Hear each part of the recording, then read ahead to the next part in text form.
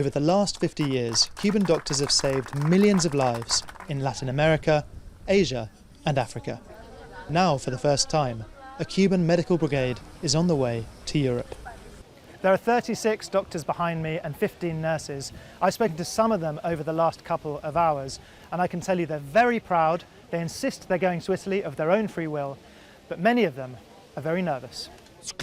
Of course I'm scared, but when we went to fight Ebola in West Africa in 2014, we were scared too, but we fulfilled our mission there and we all came back. What we're going to do is cure and bring relief not only to the Italian people, but the world's population.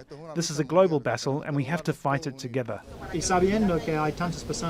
Why are you going on this mission if you know that Cuban doctors have died on past missions?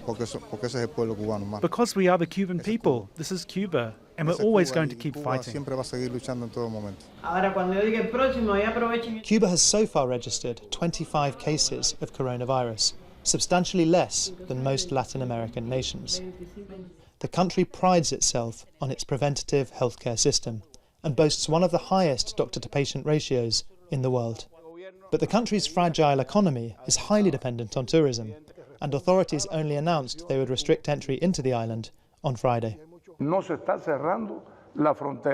We're not closing the border, meaning what we're doing is regulating entry into the country of people, except those that are residents of our national territory, who are not only our countrymen, there are other foreigners that reside in Cuba permanently, or some who, because of their work, are here for several years.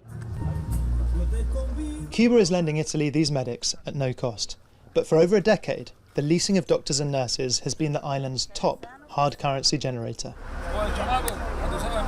With Cuba's tourism sector hit hard by the coronavirus pandemic, the Communist Party will be hoping that unprecedented global demand for doctors will help pay for the power, food and running water Cubans will need to get through this crisis.